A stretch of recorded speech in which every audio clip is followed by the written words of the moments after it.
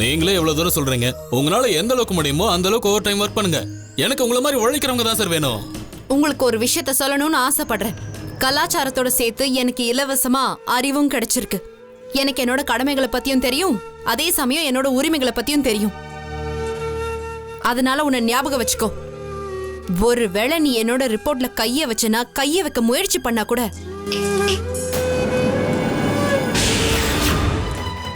என்ன பண்றீங்க? அவ என் பொண்ணு சார். சார் சொந்த பொண்ணைய வச்சு பிசினஸ் பண்றியா? வாய மூடு. ஏசாமாயா விட சொல்லுங்க. சின்ன பொண்ணு சார். அந்த ஆளு அங்க நிக்கிறாங்களே பொண்ணுங்க, அந்த பொண்ணுங்களோட சேர்த்து தன்னோட பொண்ணைய வச்சு பிசினஸ் பண்ணிருக்கான்.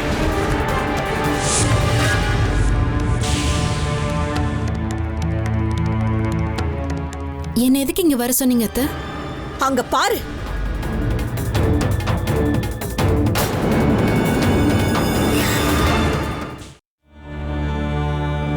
அண்ணி, அப்பா, என்னாச்சு? என்னாச்சு அண்ணி? கான்ஸ்டபிள். Yes sir. சீக்கிரம் எல்லாரையும் உள்ள அனுப்பு.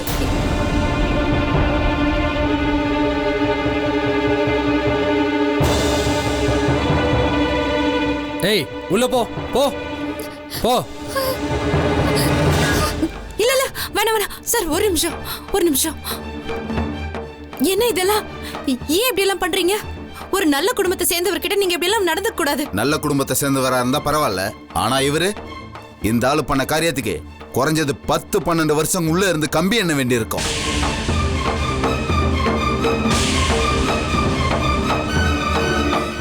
அப்படி என்ன தப்பு பண்ணாருங்க அப்பா? பொண்ணுங்களை வச்சு பிசினஸ் பண்றாரு.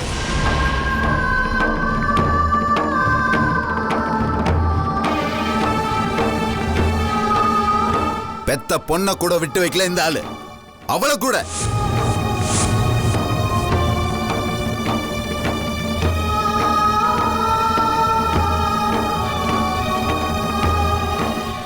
இல்ல, போலீஸ்காரங்க நாங்க மசாஜ் பார்லர்ல கையுங்களுமா புடிச்சிட்டு வந்திருக்கோம். அங்க நடக்கிற பிசினஸ் மொத்தமும் இந்த ஆள் மேற்பார்வையில தான் நடக்குது.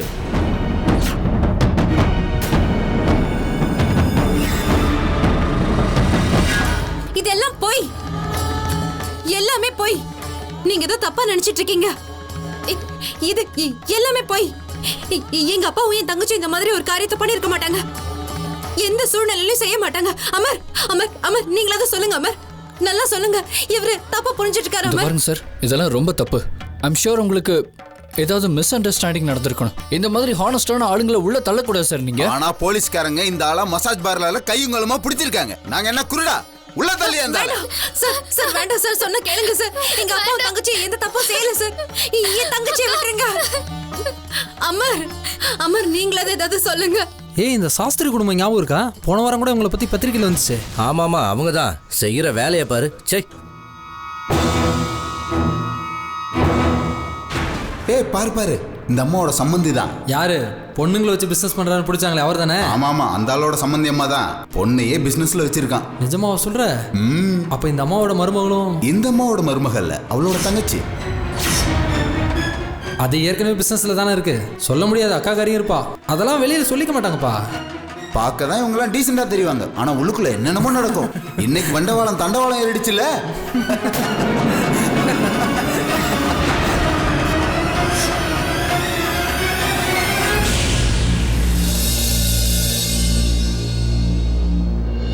எங்க அப்பா அப்படி ஒரு காரியத்தை பண்ண மாட்டாரு. உங்க எல்லாருக்கும் எங்க அப்பா எப்படிப்பட்டவர்னு நல்லா தெரியும்ல. அப்புறம் என் தங்கச்சி, அவ ரொம்ப அப்பாவி பொண்ணு. அவங்க 2 பேரும் ஏன் இவ்வளவு கஷ்டப்படுறாங்களோ? இது பாருங்க அத்தை, ப்ளீஸ் அமர், யாராவது அங்க போங்களே. அவங்க 2 பேரையும் வெளியே கொண்டு வாங்களே ப்ளீஸ். உங்க கால்ல விழுந்து கெஞ்சி கேட்டுக்கிற அத்தை, ப்ளீஸ் அத்தை, தயவு செஞ்சு யாரையாவது அங்க அனுப்புங்க அத்தை. எங்க அப்பாவையும் அண்ணியும் காப்பாத்துங்க அத்தை.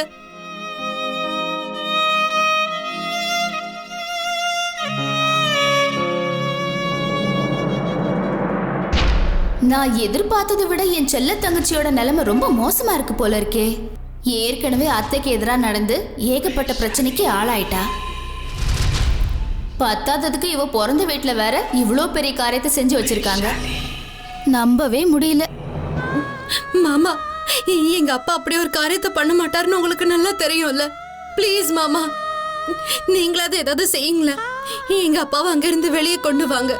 நீ ஒன்றும் பயப்படாதம்மா. போலீஸ்காரங்க ஏதோ உன்னை தப்பா நினைச்சிருக்காங்க போல இருக்கு. உண்மை வெளியே வந்ததுக்கு அப்புறம் அவங்க நினைச்சது தப்புன்னு புரிஞ்சதுக்கு அப்புறம் என்ன தப்பா நினைச்சுக்கிட்டு இருக்காங்க அவங்க? சும்மாவே எல்லாரும் எல்லாத்துக்கும் தப்பா புரிஞ்சுக்குவாங்களா? நான் ஏதாவது சொன்னா நான் தப்பா புரிஞ்சிருக்கேன், மத்தவங்களும் தப்பா புரிஞ்சுக்குவாங்க, போலீஸ்காரங்களும் தப்பா புரிஞ்சுக்குவாங்க. ஆனா ஆரம்பத்துல இருந்தே ஒரு விஷயம் தப்பு தப்பா நடக்குதே, அது மட்டும் உங்க கண்ணுக்கு தெரியவே தெரியாது. இந்த பொண்ணை பத்தி யாருமே தப்பா புரிஞ்சுக்கவே இல்ல. ஆரம்பத்துல இருந்தே இவளே தப்பானவளா தான் இருக்கா.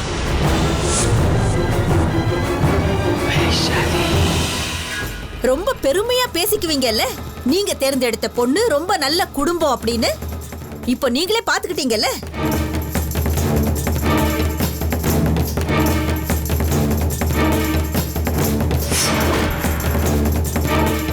இப்பவும் நீங்க கண்ணை திறந்து பார்க்க மாட்டீங்களா? என் தலையெழுத்தே சரியில்லை போல இருக்கு. போன ஜென்மத்துல என்ன பெரிய பாவத்தை செஞ்சு தொலைச்சனோ, இந்த ஜென்மத்துல இப்படி ஒரு மருமகளும் அப்படி ஒரு சம்பந்தியும் எனக்கு வாச்சி தொலைச்சிருக்காங்க.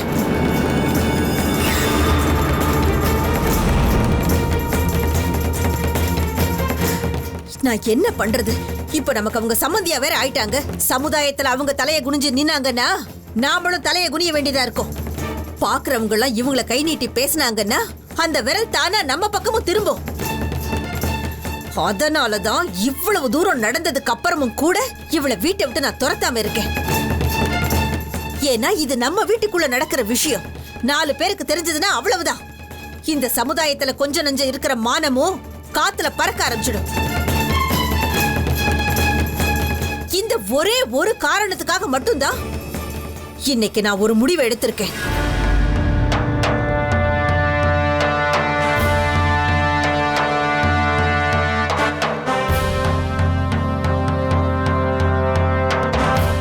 முடிவா? என்ன முடிவுமா? அத நான் அப்புறமா சொல்றேன். முதல்ல நீங்க போய் நித்யாவோட அப்பாவையும் அவங்க தங்கச்சியையும் ஜாமீன்ல வெளியில கூட்டிட்டு வாங்க.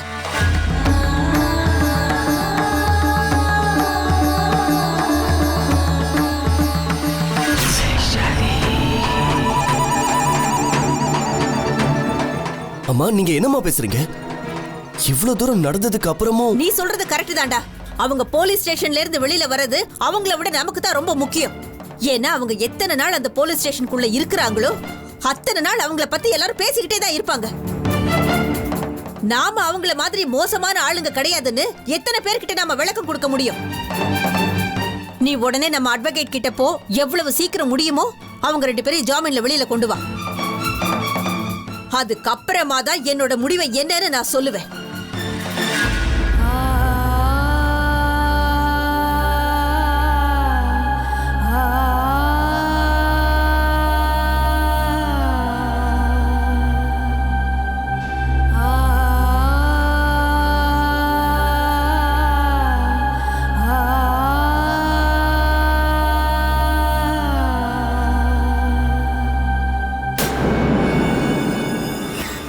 டேய், என்னடா திருதிருன்னு முழிக்கிற?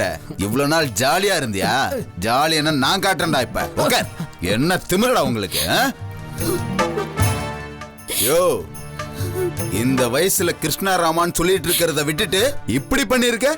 மத்த பொண்ணுங்களை விடியா சொந்த பொண்ணைய வச்சு பிசினஸ் பண்றியா நீ?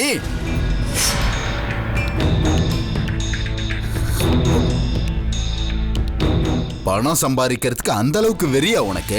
பணத்தை சம்பாதிச்சு என்னையா பண்ணுவ? உன்னால ஒண்ணுமே பண்ண முடியாதே. அப்பாவி பொண்ணுங்களெல்லாம் மயக்கி அவங்கள வச்சு பிசினஸ் பண்ணி பாவத்தை சேர்த்துக்கிறிய நீ.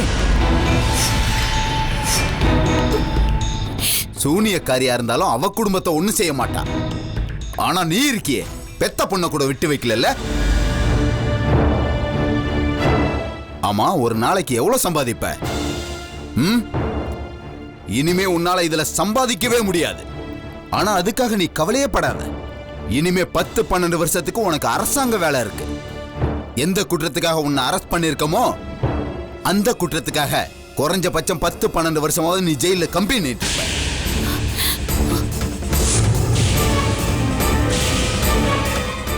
அப்புறம் கைதிங்க 2 வேளை ஜெயில சாப்பிடணும்னா கல்லு உடைக்க வேண்டியிருக்கும். உன்னால கல்லெல்லாம் உடைக்க முடியாதே. உன்னை வச்சு என்ன வேலை வாங்குவாங்கன்னு எனக்கே தெரியலையே.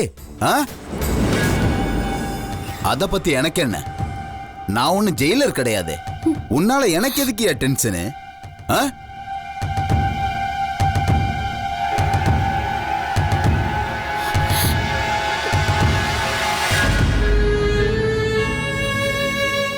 நீங்க என்ன முடிவெடுக்க போறீங்கன்னு சத்தியமா எனக்கு தெரியாது அத்தை.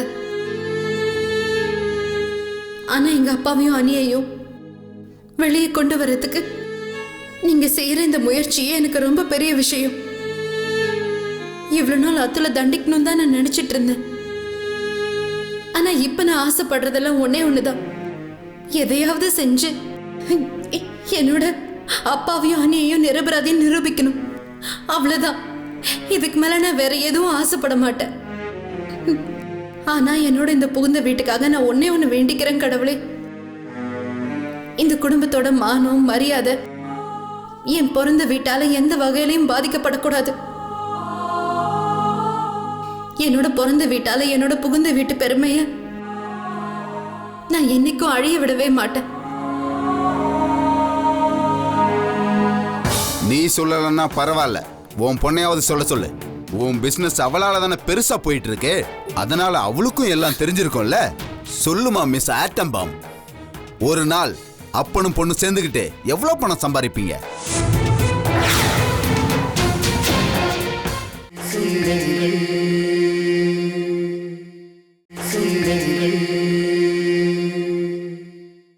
வாயில என்ன கொழுக்கட்டையா வச்சிட்டு இருக்க?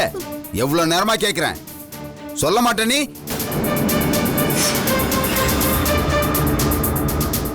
சரி, நீ சொல்லலன்னா பரவாயில்ல.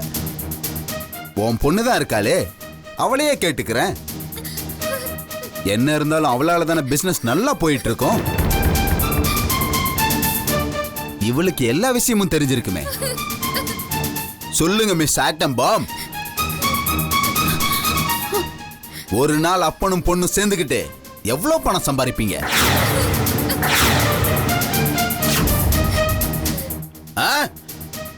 சொல்லு.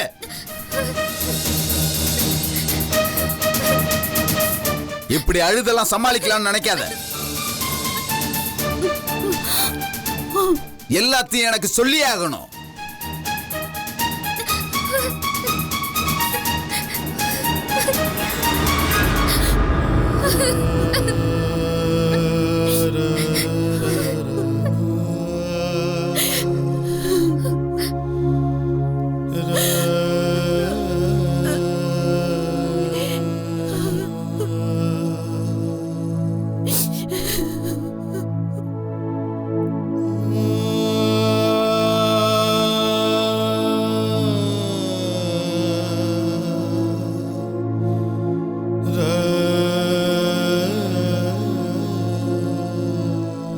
அழாத பாரதி, நீ அழாத.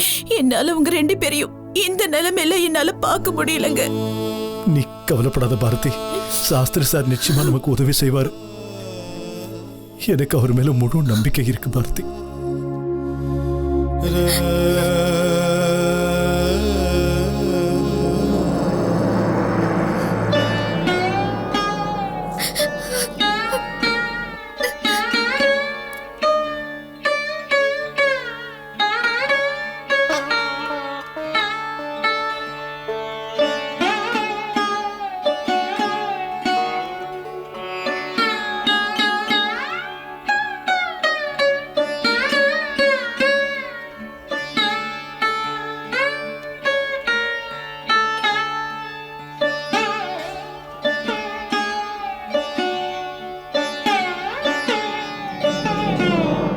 சொல்லுங்க, என்ன விஷயம்? சார், நான் அரவிந்த் சர்மா அவரோட பொண்ணு 2 பேரையும் பெயில் எடுக்க வந்திருக்கேன். அப்படியா? கொடுங்க.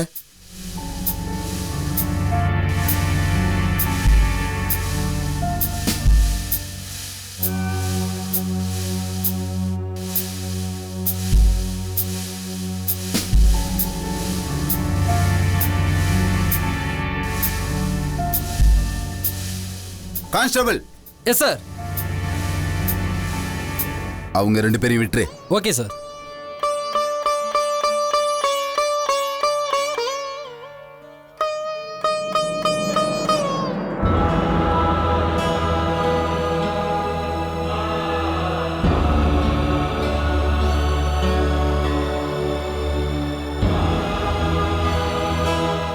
மாமாவும் அண்ணியும் நிஜமாவே இந்த பிரச்சனையில் இன்வால்வ் ஆயிருப்பாங்களா?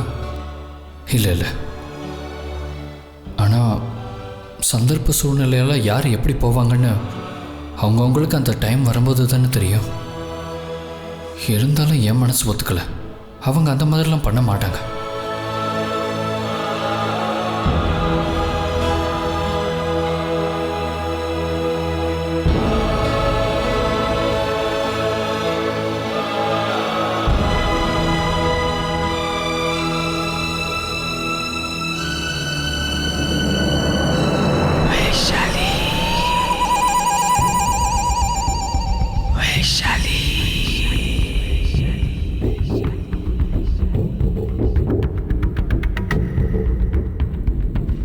நீங்க என்ன வேணாலும் சொல்லுங்கக்கா. நித்யாவோட குடும்பத்துல உள்ளவங்க இவ்ளோ கீழ்த்தனமா நடந்துப்பாங்க நான் எதிர்பார்க்கவே இல்லை. யாருக்கு தாங்க பிரச்சனை வருது இல்ல? அதுக்காக இந்த மாதிரி எல்லாம் ஒரு நல்ல குடும்பத்தை சேர்ந்தவங்க செய்வாங்களா? உண்மையே சொல்லணும்னா எனக்கு அவங்க மேல எல்லாம் அவ்வளோ கோபம் வரல. ஆனா அமர் தம்பியை பார்த்தாதான் ரொம்ப பாவமா இருக்கு. என்னக்கா பண்றது?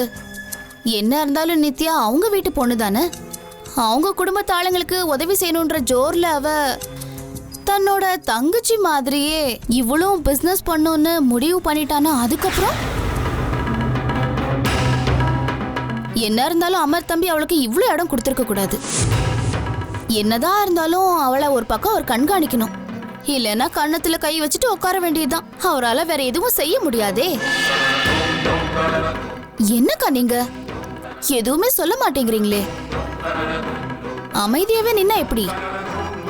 பாவம், உங்களால மட்டும் என்ன பதில் சொல்ல முடியும்? இப்பெல்லாம் நம்ம குடும்பத்துல நடக்கிற விஷயத்தை பார்க்கும்போது நம்ம அமைதியா இருந்துட்டாவே பெட்டர்னு தோணுது இல்ல? என்ன பண்றது? இந்த வீட்ல இப்பெல்லாம் ரொம்ப புழுக்கமா இருக்கு. சரி, வெளியில போலான்னா பாக்குறவங்க 1008 பேசுறாங்க. இதுக்கு முன்னாடி நம்ம பின்னாடி பேசிட்டு இருந்தாங்க. இப்ப நம்மள பார்த்ததும் பேச ஆரம்பிச்சிட்டாங்க. அவங்க பாக்குற பார்வையை பார்க்கும்போது எனக்கு ரொம்ப கஷ்டமா இருக்குக்கா. சரி, நான் கிளம்புறேன்க்கா. கிச்சன்ல நிறைய வேலை இருக்கு.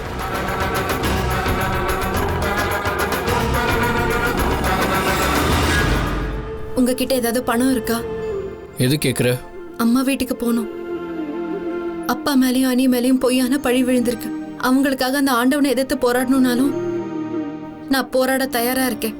ஐம் சாரி, என்கிட்ட பணம்லாம் இல்லை.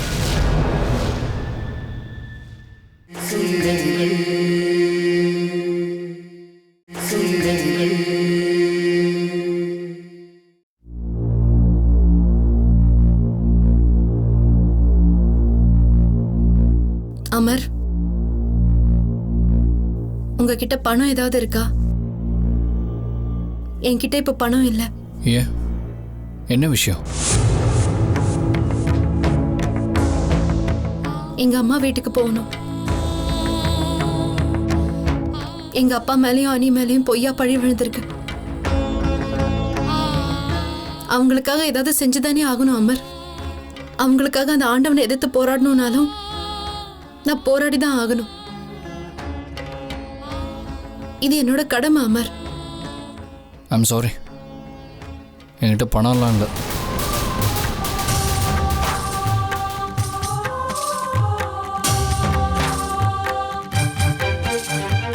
பரவாயில்ல, நான் ஏற்பாடு பண்ணிக்கிறேன். எப்படியாவது ஏதாவது ஒரு வழியை கண்டுபிடிப்பேன்.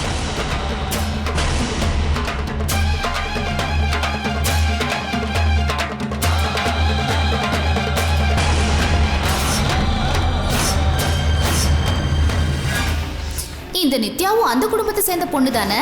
ஒருவேளை அவங்க குடும்பத்துக்கு ஹெல்ப் பண்ணுங்கிற நோக்கத்துல அவ தங்கச்சி மாதிரி அவளும் இந்த பிசினஸ்ல இறங்கிட்டானா என்ன பண்றது?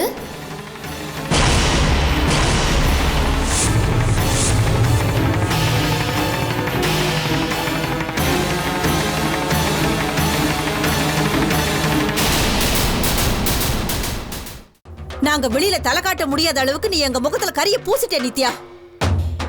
ஏன்னா எனக்கு நல்லாவே தெரியும், இப்போ நான் வீட்டை விட்டு வெளியில போனேன்னா எல்லாரும் என்ன பார்த்து என்ன சொல்லுவாங்க தெரியுமா? அங்க பாருங்க, அந்த மானங்கெட்ட குடும்பத்தோட சம்மந்தி போறாங்கன்னு சொல்லுவாங்க. அதுக்காகவே இன்னைக்கு நான் ஒரு முக்கியமான முடிவை எடுத்திருக்கேன். அமர் நித்யாவை விவாகரத்து பண்ண போறான்.